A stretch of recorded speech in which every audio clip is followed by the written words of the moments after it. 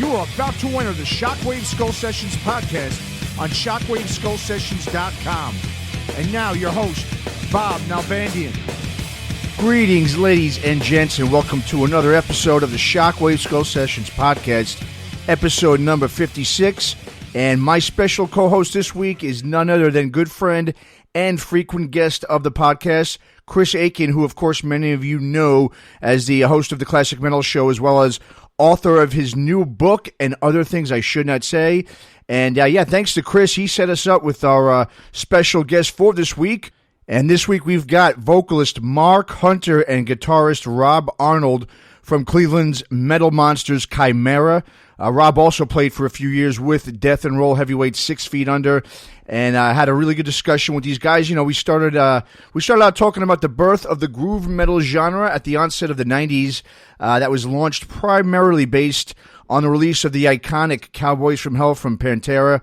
And then, of course, Mark and Rob share with us some of their experiences as being a major part of the new wave of American heavy metal movement that took off in the early 2000s. And, major thanks to both Mark and Rob for coming on. And we had some technical difficulties during the introduction of the podcast, so we're going to start off right here at the beginning of the discussion. And, here we go. Episode number 56 with vocalist Mark Hunter and guitarist ROB Arnold from CHIMAIRA. All right, cool. So I guess we'll get started. Me and Chris, we'd been talking about, doing this episode a few months back.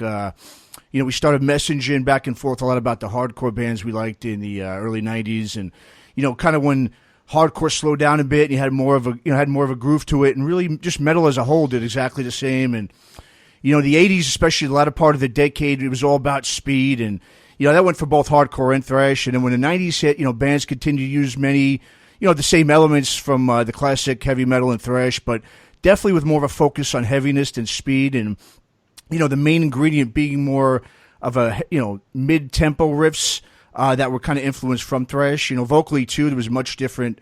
The lyrically, they addressed more of a personal inner struggles and social challenges, rather than it being maybe political or horror or gory-based type of lyrical themes. And, so the music, too, was more of a head bobbing than head banging. And so, of course, it has been widely accepted, like, over the years that, Pantera and Cowboys from Hell, they're the ones that spearheaded the genre, which, I totally agree with. And, you could definitely argue many bands before that. Many of the thrash and crossover bands like, Anthrax, Exorder, Suicidal, Sacred Reich, a lot of those, you can argue those bands and a few others really signified that groove metal genre a little bit because they did incorporate that sound into their music, but not really to the point where it took over the overall base or core of the sound of music like Pantera's did. And obviously this goes for hardcore too. Back in the early 90s, the term beat down or heavy hardcore was frequently used to kind of distinguish between that type of hardcore and the old school, more hardcore punk sound. And even the early advent of metalcore too, that label, which to me at the time was really similar to that beatdown style, but, obviously it's expanded a lot, over the past couple of decades. But so to me, I'd say the three records I really feel kind of kickstarted the transition from speed to groove and metal, and these were all kind of released between 90 and 91, was, of course, Pantera, Cowboys from Hell. The other one, with no doubt, I believe would have to be Prong's Beg to Differ. I mean, that record even came out, I think, a few months prior than Cowboys from Hell. It's Prong was, one of those bands, I think they started out as more of a progressive kind of crossover sound they had, and they just kind of simplified their sound. They added some, thrash metal riffs to the mix and slowed down the tempo. And then, to me, that record's right there with Cowboys from Hell on the groove side. And, of course, the third one that I feel, this one came out about a year later. And it was another band that came from that crossover scene, and it kind of put them on the groove metal map, although their sound now or over the years has been more linked with the stoner scene, and that's COC with their album Blind. I really think, you listen to like Great Purification, a bunch of songs on that album, so groovy and everything, and, so many people sleep on that album, on its influences. But so we'll get to you guys. Let's get your take on this. We'll start with you, Rob. What's your take on that, groovier sound that kind of started around 90 and 91 time frame? Well, I'd say I came into it probably, or started realizing it really on like Vulgar Display of Power, and then went back, of course. But just around that time for me, Sepultura, Pantera, and even the Slayer stuff, their transition, from thrash into that groove, even like, undeniable there. So I think they're a great kind of cross over that bridge, that gap into the stuff that I'm talking about there with Arise and KSED and stuff. But kind of before that, I got to say I'm not super familiar. I never really got into prong or Sacred Reich, so I missed that boat.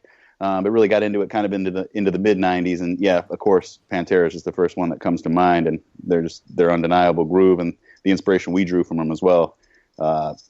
Again, undeniable. Totally. So, Mark, what about you? Which were you like Rob? Were you into this kind of music in that time, or did you kind of get into it later on as well? I'm an early bloomer with most things metal. I've been listening since '86, so I kind of watched some of the transitions happen in real time. Obviously, I remember Pantera coming out, and what's weird is I remember like the first thing I heard from them was Cemetery Gates, and if you really listen to that chorus riff, it's not so far off the beaten path from like Call of Cthulhu or something. Mm-hmm. And I just remember thinking like, it was not so far off from Metallica. But it wasn't until like, I'd say 93, 94, when you started hearing, or maybe even 92, like Vulgar, Chaos AD, Machine Head, I think 94. I'd say Machine Head's definitely like the kings of groove metal, undeniable, like after Pantera. But the transition was happening for me in real time. So when you mentioned hardcore bands, of course, I gravitated more to the groovier stuff. So I liked it when like a band like Snapcase came onto the scene, or Refused. When it's not that I don't appreciate fast stuff or thrash, but I guess I liked it when a band was able to mix the two. So like when Rob references Slayer, yeah, man, I like, while people, and myself included, will say, Rain and Blood is an essential album, it's far from my favorite because it's not nearly as groovy as they eventually became, which I prefer. Mm-hmm. Mm-hmm. Cool. Chris, chime on in. Yeah. I certainly agree with what everybody's saying. Of course, Pantera, Pantera was one. Slayer Seasons in the Abyss was another.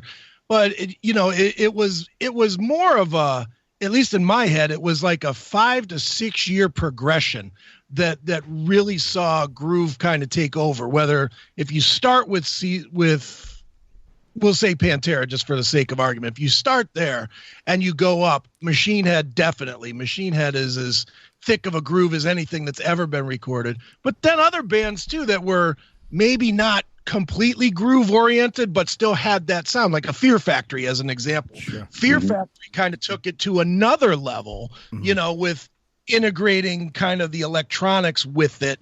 And, especially since we're talking to the CHIMAIRA guys, I would guess that Fear Factory was probably a big influence in the way their sound developed, just because they integrated both the groove side of it and the metal side of it and the industrial side. They kind of put a lot of stuff in the soup and saw what came out. And, Demanufacture is to me probably the ultimate groove album, even though it is definitely more electronic than any of the ones that we're talking about, just because the way that they integrated all of the elements really puts the hook in your belly and pulls tight, man. So there's a lot of them. And certainly I'm like Mark, I watched it all in real time.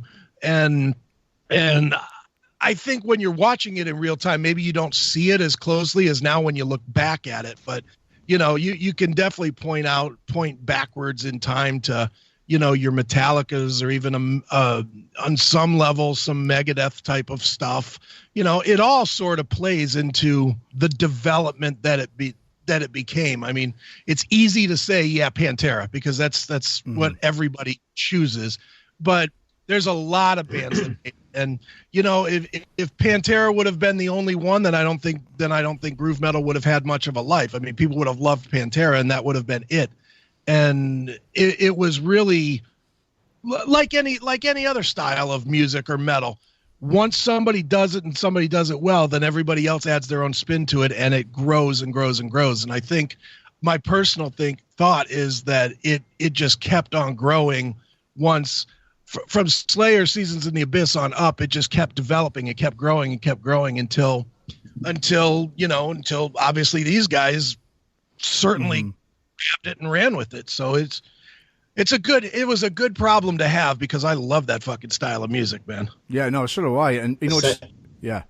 And what's interesting is that, the thing about that genre, especially the inception of it, was that a lot of the bands that are considered to be the so-called forefathers, if you will, a lot of them were already veterans in the metal scene. For instance, Sepultura, and they were from other scenes and genres, like Pantera, for instance, too, right? They were around a while before even Cowboys from Hell came out. They had about 2 or 3 albums, and that's what's kind of interesting about the groove metal, that the whole genre itself is, unlike most other genres in metal, there wasn't really a scene upon its inception, right? Most genres in general kind of spawned via the scenes, and mostly geographical in nature, and they occur usually within a relatively short amount of time. Whereas groove metal was sort of sort of like a natural change in progression. It kind of came together from all over the place, and just as you just mentioned, has expanded over decades, even obviously to Chimaira in the 2000s and so forth. So.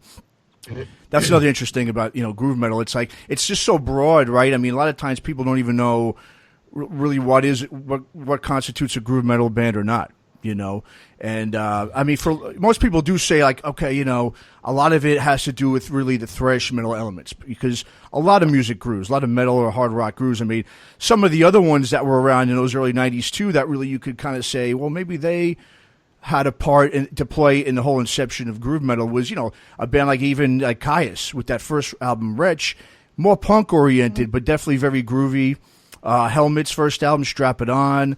You got bands even like Circus of Power and Fudge Tunnel. These bands were all real groovy around 90, 91 when they started. So it's just kind of interesting that it's really so different than other genres where there's just not really it wasn't sort of, just didn't come up through a scene.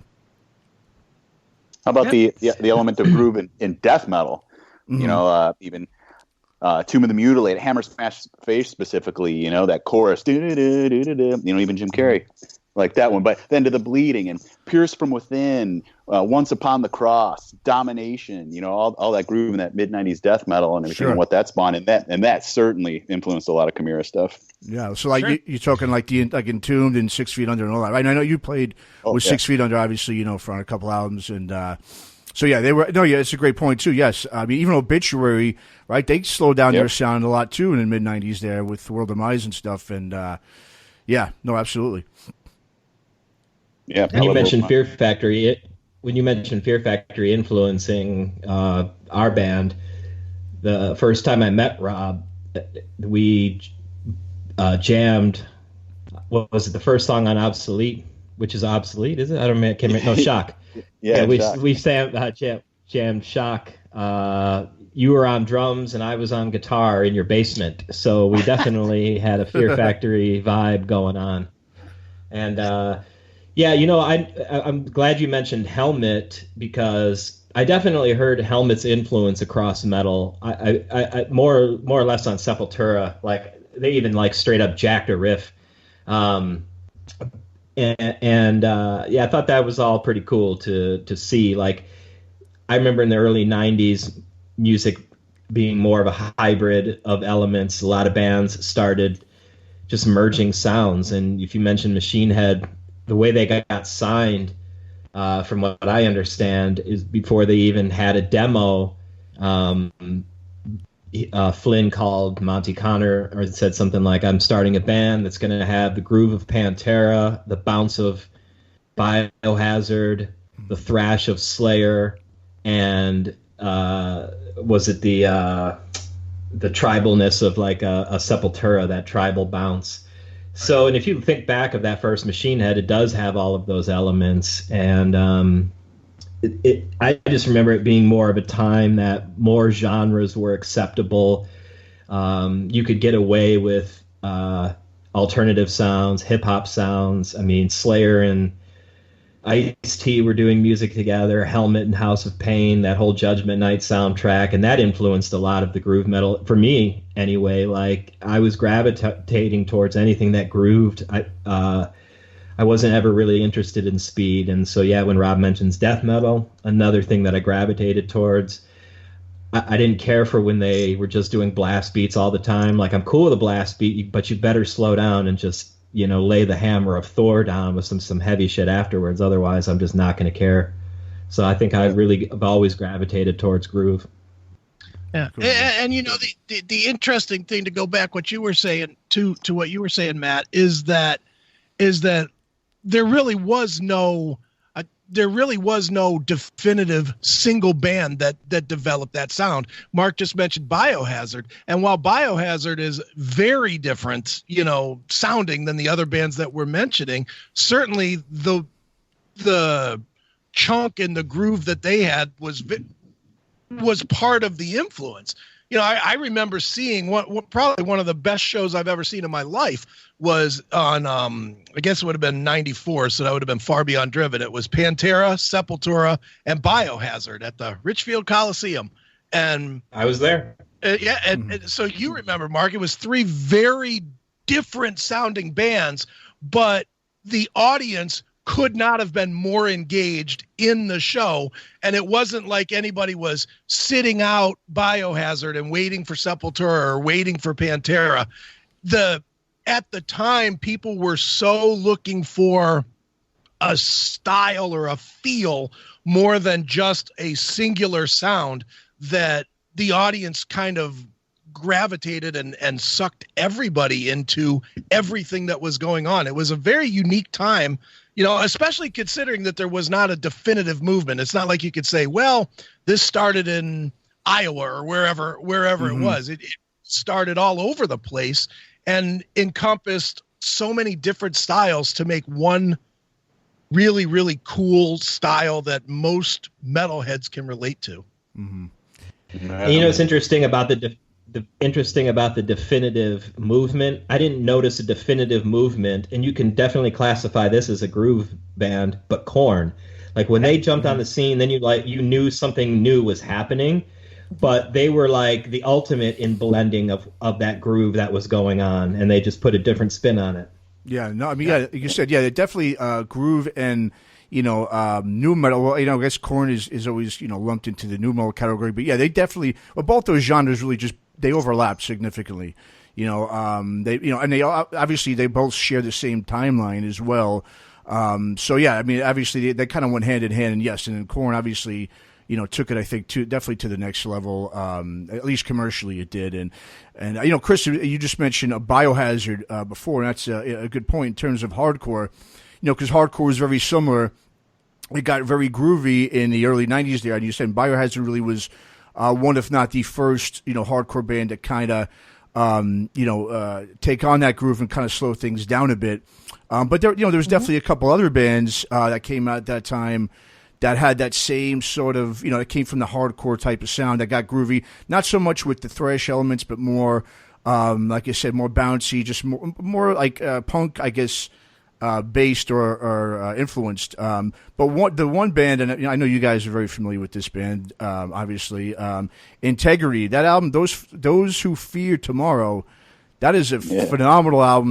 One of the first, one of the best, I think, hardcore metal mix, albums that you could, I mean, obviously, I think that album really kind of, I'm not really huge into like genres and what, created this and that and so forth, but in terms of like metalcore or whatever you want to call it, that was really the first album I heard that, like, because it had that bounce, but it had a lot of leads. It was so much metal and so much thrash, yet so much hardcore mixed with it. Just sort of the perfect mix, that album. I mean, I'm sure you guys grew up, seeing those guys a lot and being influenced by them as well. Absolutely. I was friends with Dwid, and he actually, in an Integrity Dwid Chimera crossover, the pressing for our This Present Darkness CD was actually assisted by Dwid, and he helped us get signed to our first independent label. But before that, I'm a fan, right? And I definitely agree with you that they are the first band I ever heard to have that type of vocal, hardcore vocal over a metal sound, and it definitely gave me that ultimate inspiration, because that's kind of what I was able to do with my voice. and I liked metal more than I liked hardcore. So it was cool to start hearing that kind of stuff being combined, and it just helped facilitate my dreams into a reality, because I could see it. And not only could I see it, it was in my backyard now. And then I knew the person that was involved in it and could see like how it became obtainable. Mm-hmm. So without integrity, not only does Chimaira not get signed, but I wouldn't have had the inspiration and knowledge to even have the audacity to start such a thing or try such a thing. So pivotal more than an inspiration. Sure. I'm curious for you guys. When you guys first put Chimaira together, I know it came from parts of other bands and whatnot, but did you have a distinct vision, or was it? I mean, we're talking about groove metal, and you guys obviously had that, but if I remember right, you guys didn't necessarily have well, we're going to sound like this, as much as you guys just sort of put it together and it sort of formed into what it turned into. Is that how it really was, or did you have a distinct vision once you got all the players in place? Definitely not sonically. I mean, Rob can jump in, but I mean, the only vision I think that we shared right from the get-go was the conversation I had with Hagar that started the band was like, hey, if we're going to do this, we're not going to be some like, let's play on weekends band. Let's actually try and go out and get signed and take it seriously. So other than that kind of vision, sonic visions didn't start happening until way later down the road. I think it was very organic, but Rob's, such an integral songwriter. He'd be better at answering that too. Well, my earliest memory is that Mark and Jim LaMarca were in a band, Skip Line, in the Cleveland area, and Hagar and Matt DeVries, who ended up being in Chimaira, they were in Ascension, and those guys were all a little bit older than I was, and they were all at the next level. My band at the time in high school, we were playing gigs and stuff, but those guys were just doing more, and you were probably out of high school now by this time, and playing bigger shows and getting on those shows with integrity, and playing that huge show at the Odeon. And I was just a kid in the crowd, like going like, "Whoa, these guys are awesome!" So when I heard that Mark and LaMarca and Hagar from Ascension were putting together this band, I remember.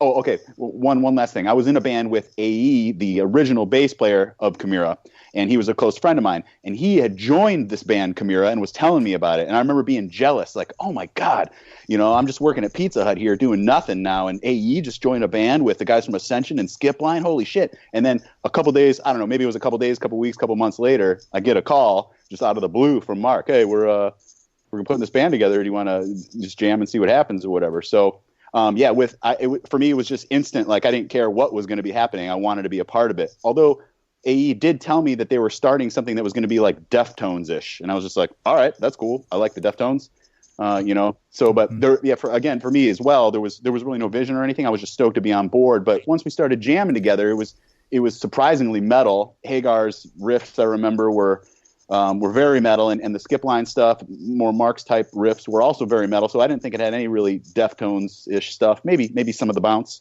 but I don't know. I think maybe I just brought a couple of my riffs, and we just started meshing all things together. And I don't know, like what the early sound was like. I don't know. I remember until we got Andals, it wasn't very great. Well, and it's not a knock on the old drummer. It's just more or less that our original drummer was way more of a hardcore drummer, Jason Gennaro, and he didn't even want to consider playing with double bass, and that was just frustrating. Like, because again, both Rob and I bonded over stuff like Fear Factory, and you can't even like emulate that or jam that for fun if you don't have somebody that can do that. And so when Andals joined, and I was coming from a band with Andals. Andals and I were in a high school band, so I was used to just double bass whenever I asked for it, And so go on, Mark.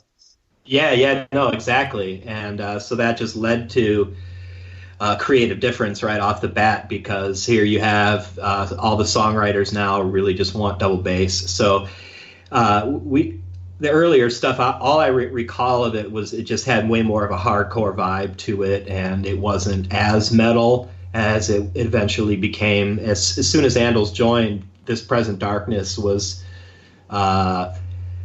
it became the song that it is now. That song didn't even have double bass at first. So if you can imagine that and how different that would sound without any double bass, that's what I mean by it not being that great. And whereas now that's that definitive, first thing that people heard from us and latched onto for all this time. Yeah, Mark, you were saying earlier how, with Druid, how, with Integrity, just watching them, and their success, it kind of made you realize, okay, this is attainable for us. We can do this. And me and Chris, we did a podcast last year. We talked about sort of a lot of the challenges a lot of bands within, the middle of the country kind of faced. If you weren't on a coast and you didn't have all those record labels around you to be able to hear your sound, and it was really up to these bands to kind of tour like crazy in that time frame. And you guys kind of did get signed relatively quick. I mean, it only, I think, took you guys a couple of years or 2 or 3 years, right, to when you put out your first full length on Roadrunner there. And so, I mean, did you guys, like you said, you knew it was attainable, you saw that, you saw you had the potential and that this could be done. How much of a struggle really was it in terms of touring and just getting the ear of labels and just getting your demos out there and so forth? Was it much of a struggle, or did it kind of come relatively easy for you guys? I wouldn't say that it came relatively easy, and I don't think it was much of a struggle either. Like I wouldn't say we struggled. We definitely put in our dues. There's a big difference though between paying your dues and struggling. The thing that worked out for us is timing and innovation and new technology, which would also wind up being a big thing that hurt us in the end. But if we're talking about the beginning, the reason we got signed quick to our independent label is because there was something called email. And I looked on the back of the Integrity CD and saw the email address for the record label and was like, well, what happens if I just email this guy and say, I know the dude from Integrity, maybe he'll be interested.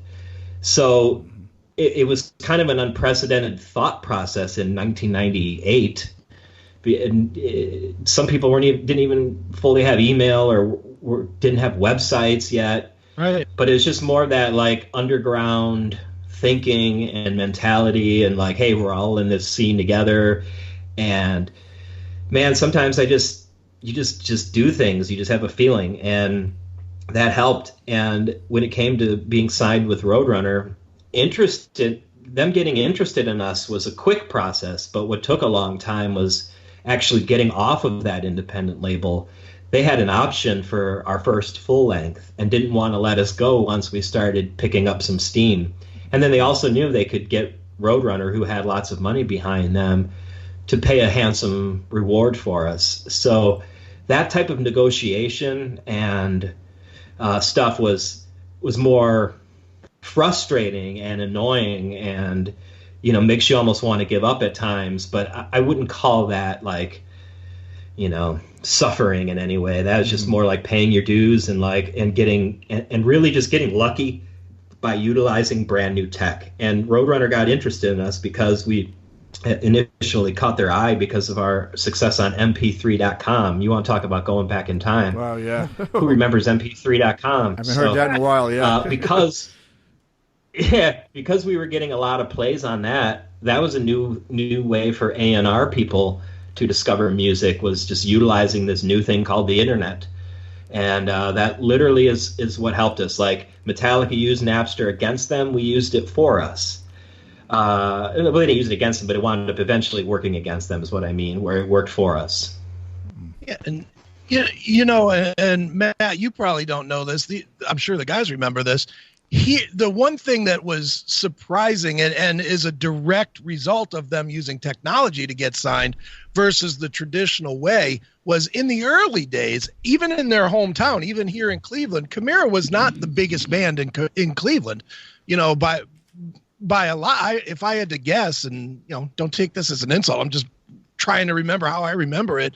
You guys were probably the third biggest band metal-wise in Cleveland, behind Mushroom Head, obviously, and then Crypt Kicker for that time when you guys first got together, and I think for you guys, it was the fact that you used different mediums and not just the, hey, we're beating our chest because we sold out the Odeon and that's how we're going to get signed. You guys really did. You did mp3.com, you did Farm Club, you did different things that really were outside of the box. And I think Roadrunner probably saw that you were not just a standard run-of-the-mill band.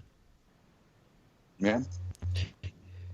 It certainly didn't hurt, and I don't even know if I would give us the credit of being the third biggest band like in Cleveland by the time we were signed. I mean, we were lucky. We paid our dues at the Fantasy a lot, right? And like none of those shows were sold out by any means. And then we had a couple great Peabody shows, and then luck brought us to the Odeon. Farm Club brought us to the Odeon, and that did well. And we were like, no way this will happen again. And it did well. So I think like that was the point that like we went from, struggling to get half the room filled at the Fantasy to actually being able to sell out the Odeon, and the internet was a big help. We wouldn't have been able to do that without it. I think we started contacting a couple of those bands you mentioned. I remember I was mad at Crypt Kicker because we were a brand new band, and I emailed them for a show, and I just had like this sense of entitlement. Like, what do you mean first of 5? Go fuck yourself. You'll be opening up for us in a month.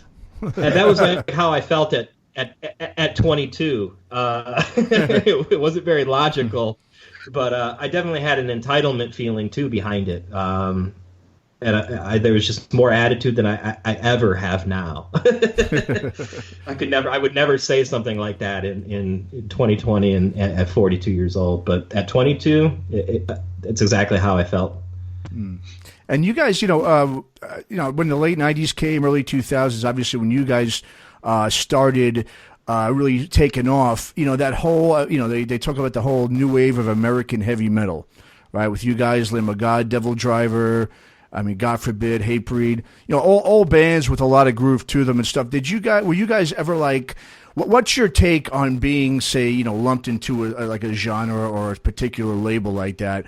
Was that something that you were totally fine with, or was something that you just didn't want to be kind of pigeonholed into being with like other bands? You just wanted to kind of set out on your own? Because you guys are definitely, I think, a lot different than those bands. I think there's just more substance to your guys' music.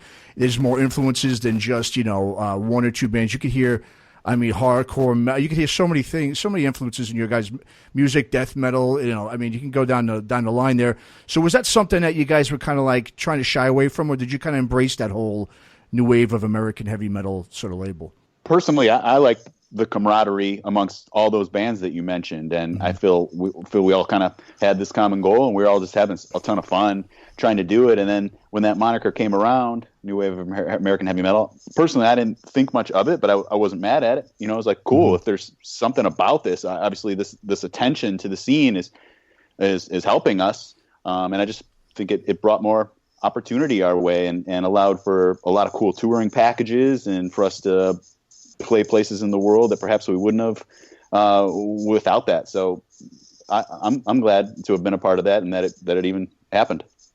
No, the same boat. Like strength in numbers, right? Like on one hand, it's bad for us to get lumped into like the new metal scene, but on the other hand, it's great. Like some of the new metal bands we toured with, they were massive shows and they were pivotal to our career, and some of those fans are still around today. So yeah, it doesn't hurt to be associated with bands that are doing well and or are revered by many fans.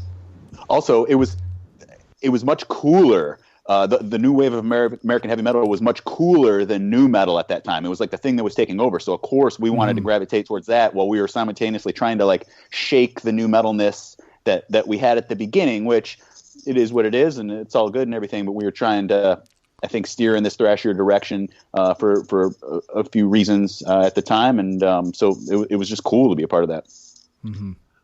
I could be very wrong here, but I thought you guys actually coined that phrase. And I remember distinctly Mark coming to do the metal show and giving Matt and I shirts. And that was the first time I ever saw it. It was on one of you guys' T-shirts. And Am I wrong in thinking that you guys actually came up with that term? I don't think you're wrong at all. I mean, we did it as like kind of like a joke at first, where we were on tour and we were actually out with a lot of new metal bands. I might have even started with the Kitty tour we were on, and our tour manager, sound man, was a huge Iron Maiden fan, and we were just always putting on Iron Maiden before our set. Anything we could do to be extra metal than the new metal bands that we were out with. And so we made our laminate, was the Chimera with the Iron Maiden font, and then we made the shirt. And of course, being a fan of metal, I remember getting like Venom records and stuff, and it would say like new wave of British heavy metal on it, and it kind of had like a little tag. So our very first single, it's not even a single that like, we went out to the radio, but more like a CD single that went to radio stations to play our new songs like Pure Hatred and Power Trip. It actually said New Wave of American Heavy Metal Sampler. So I guess when you ask, like, did you ever try to shy away from that? No, but I definitely felt like, I guess, awkward or shitty, whatever word you want to use, when you would see these magazines start utilizing that phrase but never even include us in it. So then, it's all of a sudden Disturbed and Trapped are all of a sudden part of the new wave of American heavy metal, according to Kerrang! Magazine or something. You'd see these bands that just don't belong. I'm obviously being facetious, but but that's kind of how it started to feel, and like we got left out of the mix, and yet, we started the phrase. So I definitely had a little bit of resentment when someone back then anyway would interview us and be like, "So this so-called scene, what do you think of it?" What do I think of it? I don't want to say we invented the scene, but we invented the phrase. But I'm definitely like under the same mindset as Rob, where if you're lumped into the same category as good bands like Lamb of God or Killswitch, doesn't mean we all sound the same, but it means that we're all part of a scene that is coming up. We're a new alternative to what's going on and what you're used to. And we all happen to be from America. So yeah, man, that was a great time to be up and coming. There were so many cool bands. There were tons of camaraderie, like sharing the stage with those bands. We got to know them really well. I mean, how many shows and tours we did with Killswitch or something, it's good fun, and definitely something to be proud of at this point. I guess it must have been pretty tough to sort of shake off that, initially shake off sort of the new metal moniker that you might have gotten lumped into, just because at that time you had a lot of those Midwest bands, the Mudvaynes, the Slipknots, and so forth, Mushroom Heads, all were part of that scene, that whole scene, that new metal scene, and that was all coming from mostly the Midwest. So I think a lot of times when people would see more of a mid-tempo band coming out of that area, automatically they're just going to go, okay, new metal, boom. I mean, and you guys, obviously, your earlier stuff had some of those influences, but like it definitely was not, obviously all of that. Was that something too that was kind of like you mentioned earlier, Mark, being part of that new wave of American heavy metal, you were able to kind of shed that whole new metal thing, and like you said, just not try to. I don't think so. That was actually Rob that said that, but I agree with him. The thing I think about new metal is that really wasn't a bad word when we were influenced by it. Like, we were influenced. We listened to Korn. We like some Limp Bizkit songs. We like some the Sepultura Roots stuff, which is predominantly new metal. I like Faith No More. Mm-hmm. But that wasn't like such a bad word back then. And we also had a sampler, so that doesn't help our new metal chances either, right? Because they just assume he was a DJ. But it started to become a bad word, and I just think that we weren't understood completely. While yes, we like those bands, our heart and our roots lie way more embedded in Metallica or Morbid Angel or even Meshuggah than it ever did Mudvayne. It doesn't mean we don't like Mudvayne or go to their shows or think it's a badass record or even be influenced by it. But it's like they're like compared to like where our heart and our roots are found, they're like a budding on the tree, man. But like, Metallica is where we were coming from ultimately. So I think that conscientious turn to get away from that was more about being misunderstood. And yeah, of course, it didn't help too that like a lot of the bands we toured with right in that up and coming point, they were getting their success from heavy radio, so Spineshank or Nonpoint, and these were or even El Nino. These are some of the earlier bands we played with in the beginning of our career, and that sort of stuff bleeds into it as well, even if it's subconscious. It's like, man, you see your friends are doing really well because they have a song on the radio and they're selling 300,000 albums. Like, how does that play into the mix when you're a band that wants to sound like Morbid Angel? It's like, you got to make it work. In hindsight, I think that like kind of just about Pass Out of Existence and that era and what we were doing then, no regrets, because that's what we were feeling at the time.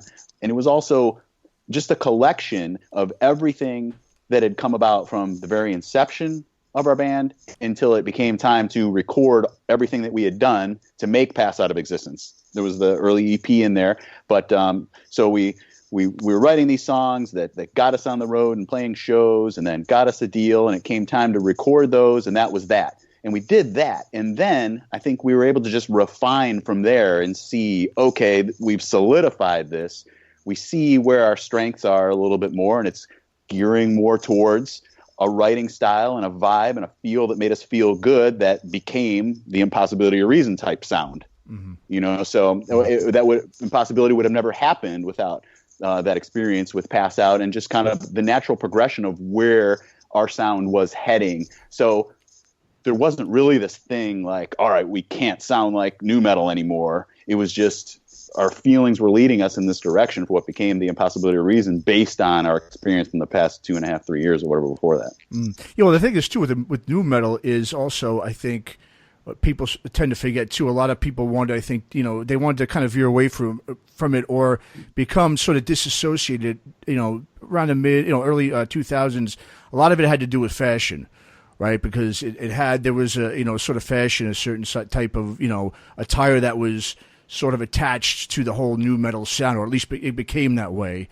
And I know of just, for some other bands I had talked to, they were just saying the same thing. It was more when the fashion influences really started hitting, it was more like, and these were just, like you guys, I didn't really have any of that. You guys were just metalheads from, obviously your appearance and everything.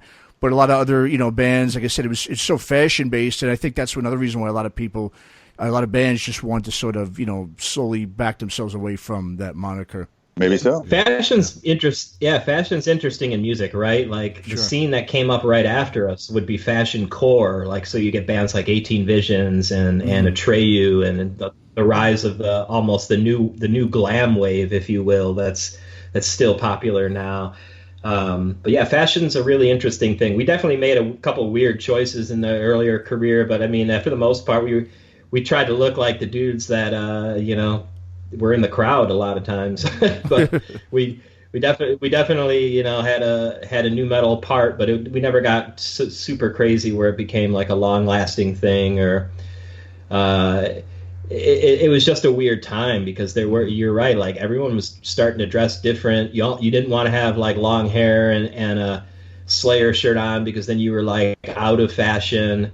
But then it's just a really bizarre time. And like white dudes had dreadlocks everywhere and visors, but that was also cool in the hardcore scene. Like hardcore scene almost dressed like nu metal. I'd say like late 90s hardcore fashion became nu metal, and then nu metal like became like the hot topic version of 90s hardcore fashion. That's a good point. If that makes sense, because we wore big clothes in the 90s, right? And like skaters, like my skateboarding crew, like the bigger the dickies, the better. And that shit really leaked into that nu metal look as well, but it just got more goth. I think like nu metal is a cross between 90s hardcore and goth. The look, anyway, the fashion. Yeah, no, that's a good point. Yeah. Yep, absolutely. Well, let me ask this real quick, guys. For me, it seems like it. While the early albums were definitely accepted, and you guys gained a national, international fan base with it, it always seemed to me like you guys didn't find your true sound until kind of the middle of of you guys' run, whether it be for me, it's the self-titled and the infection. Those two records are just on. There's not a minute of bad music on those two records, and I play them all the time. For you guys that were going through it at the time, where do you think you found your stride? I don't disagree with the self-titled one, the aspect, and that's actually the reason why it's self-titled. Like, I feel even though it wasn't personally my favorite recording experience, it was definitely the moment in time where I felt that we had the best grasp on songwriting and like what we were doing and what we were about, and it became a stride.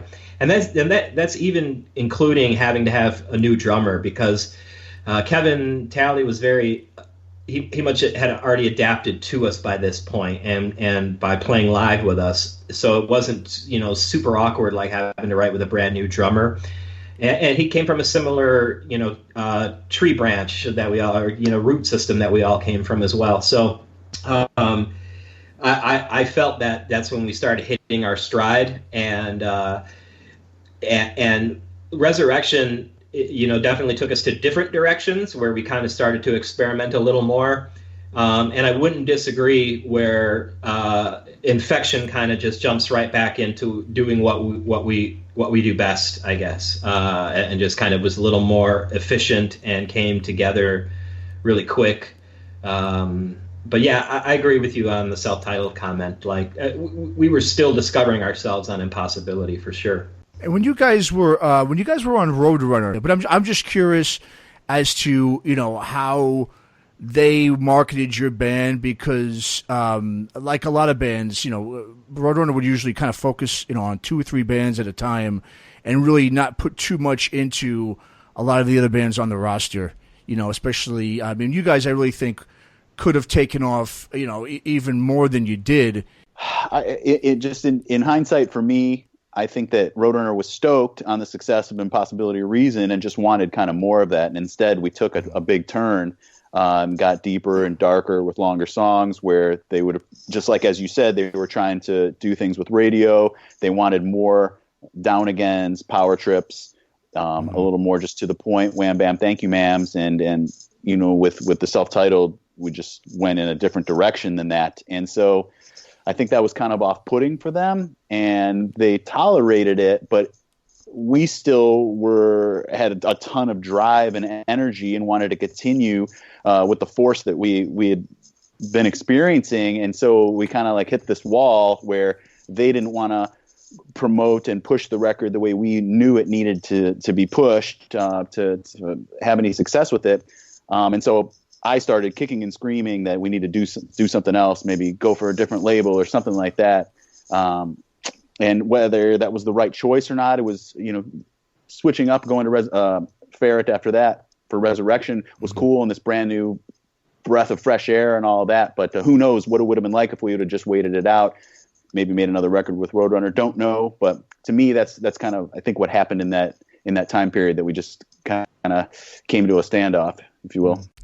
Yeah, I think a big thing that hurt us too was in the beginning was we actually wound up negotiating a really handsome deal for ourselves, and that was great up front, but it wound up hurting us because by the time we needed, some extra money for that push and that momentum, we had already, drained the well.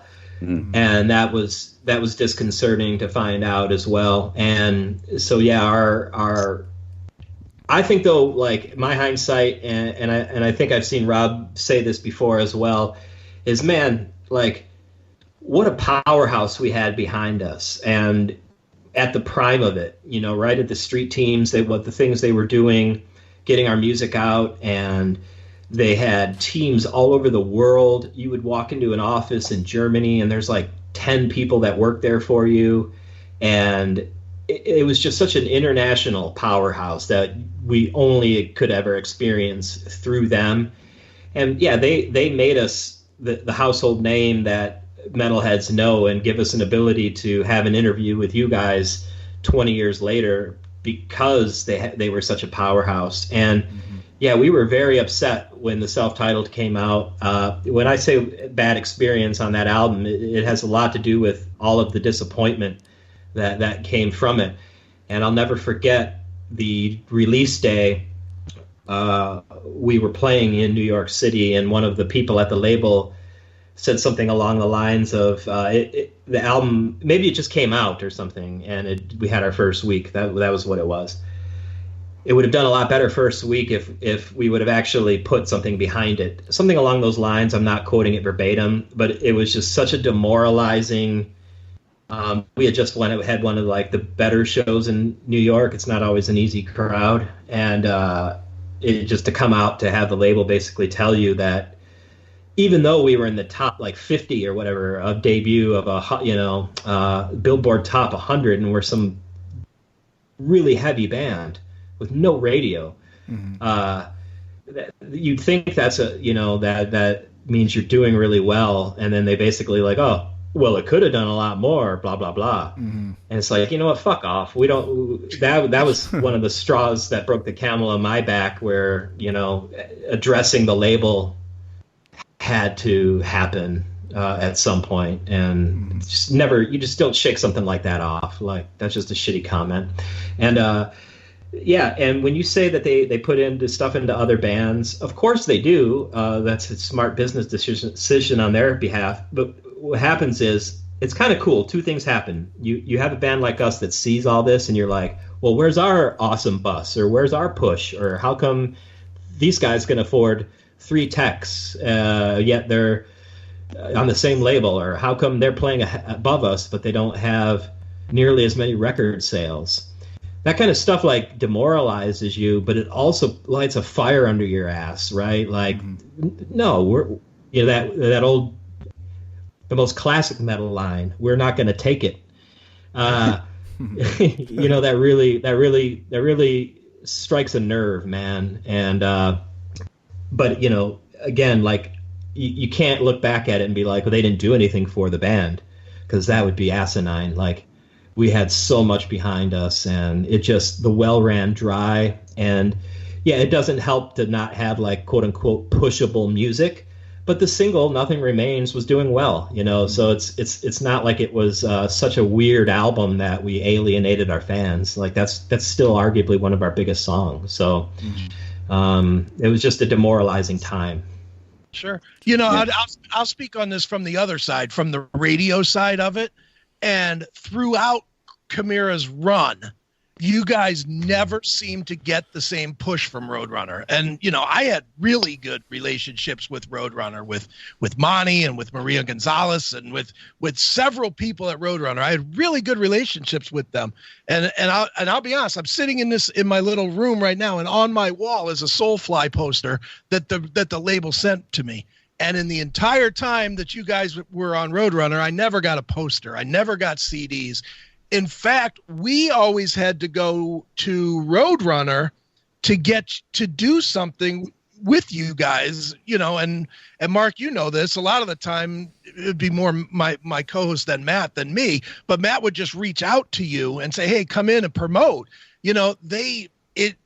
Certainly if we wanted to do anything with Slipknot or Soulfly or Sepultura those were easy, though, because they were the big bands on the label.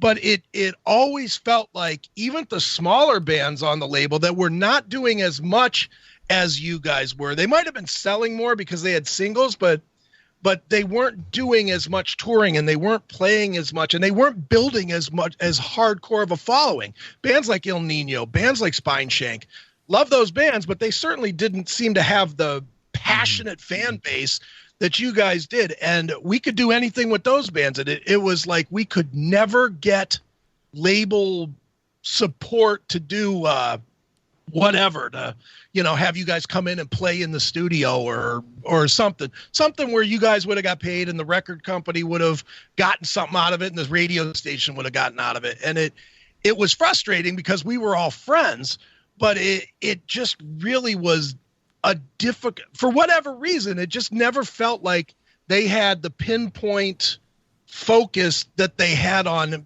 basically everybody else at the time. Again, that's just me speaking from the outside, but that's how it really felt. You see what Mark said about the Thanks for making- moralizing? I'm pissed off. Yeah, here. exactly. Oh, 15 years later, damn it. I know. I was going to say, like, thanks for ruining my day.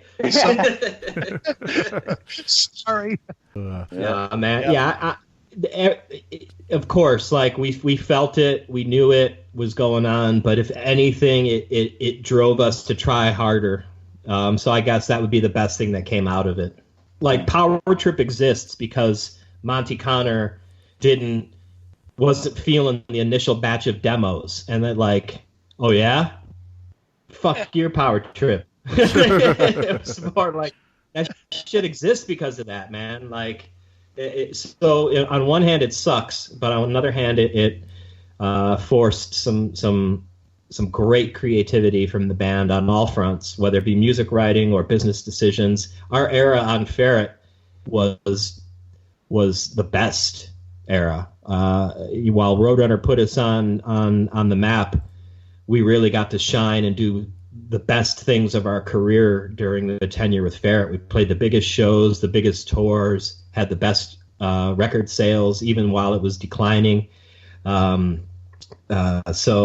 not the best record sales, but because Impossibility of Reason's our highest, but Resurrection's the second highest. So it definitely had we had a great run with them, and they put a lot of passion into the band, and actually you felt it, right? Like, where it felt new and good. But then, of course, they had problems right as Infection was coming out, and they were about to get bought out and all this shit. So, and I think that happened with Roadrunner. If you look back at Pass Out, they went through the Island Def Jam merger and all of that, sure. And our record got delayed a good few months, and because of that, it hurt our career because the album had leaked, and then we were not getting the best response about it online, and then that stuff starts to spread like wildfire. And we know now that the internet voices are a few, but back then you start reading stuff on a message board, you think that's the collective. And so like Roadrunner can read one comment on the PRP board and assume that our record is nobody's going to like it. And not saying that they did that, but it's almost like how it felt, where they would believe the hype of the internet. They certainly believed it to sign us, so why wouldn't they believe it to not invest more in us? Mm-hmm. Yeah, and well, at least, and you mentioned Ferret Music. I mean, that you guys were on that label. I guess the good thing too, when you go to a label like Ferret, that label was owned by a musician himself, right? Carl Severson was, I believe, a vocalist for his own band. So I think it helps a lot if you're on obviously an independent label whose label owner is a musician, him or herself. That actually, will go a lot. Like you said, you'll see more passion involved, I think, in just the inner workings within the company itself. But yeah, Ferret was definitely a great label at that time period in the mid 2000s there. So these days, guys, what so musically, I mean, Rob, are you doing anything musically? I know you've got your Rob Arnold's World online. Tell us about what's going on with you. Yeah, basically, I just got into that world. I just like kind of broadcasting in an informative manner and just answering questions that people want to know about the band, kind of like we're doing right here. And cool. I just see how much people are enjoying just hearing some riffs and just hearing the stories and seeing guitars and seeing inside a studio and gear and all that kind of stuff. And I just kind of started rolling with it, planting this little seed, and it's sprouting, So just having fun with it and riding this out and seeing what it could be. It's like the Wild West in terms of all this, and I'm trying to stake a little claim. So, nice. Yeah, just having fun. Very cool, very cool. And Mark, I know you've been doing your photography. How's that going? Everything with your photography business? I don't know that I'll have one anymore after this quarantine. I don't know when this is, but it's been extremely rough for me because basically all of my clients are either canceling or like weddings have pushed back now until late October, where you're expecting a big influx of money that's now just disappearing as the days go by. So that's always fun to deal with. So I've actually picked up a guitar and a keyboard, and I'm just trying to, nothing serious, just having fun learning how to be an old man using computer programs and put down some tunes here and there, whatever I'm feeling. But it helps to pass the time and not, just be stuck on Twitter reading about how much more China is lying to us and stuff like that. So I could probably do something better with my time. So where should people find you? Guys want to do some plugs? Throw in your information if you want some of your fans and listeners to get a hold of you. Sure. Anybody can find me, Rob Arnold, on Rob Arnold World, basically on all the socials, YouTube. Just whatever it is, just at Rob Arnold World. See what I got going on the YouTube stuff. I got tons of gear type stuff going on. Like I said, informative talk show type stuff where I'm just telling stories and answering questions. Just stuff like that. So check me out on YouTube and the socials and at Rob Arnold World. Awesome. Great, man. And I'm similar, either Mark Hunter Photo or CHIMAIRA Mark. And Twitter, you'll see me complain about politics. Facebook, you'll see me post dank memes. And Instagram is usually reserved for my dog or something. Very cool. Very cool. All right. Well, thank you guys so much. I really appreciate you guys coming on, and good luck with everything. And hope you don't stay too bored during this whole quarantine thing, man. It's quite the interesting times we're in right now. So stay safe. Absolutely. And thanks. Everyone's stay healthy. Thank you. Yeah. Thanks for having us. It was a good time. Chris, good to talk to you again, man. And cheers, guys. All right. Thanks so much, guys. Yeah. Thanks a lot, guys. Take care. Take care. Take care. See ya. Thank you for listening to the Shockwave Skull Sessions podcast. Subscribe and listen to all episodes by going to our pages on iTunes, Spreaker, YouTube, Spotify, and more. You can listen to all other episodes and access up-to-date information and news on the Shockwave Skull Sessions podcast by going to our website at www.shockwaveskullsessions.com. Email all comments, questions, and suggestions to shockwaveskullsessions@gmail.com.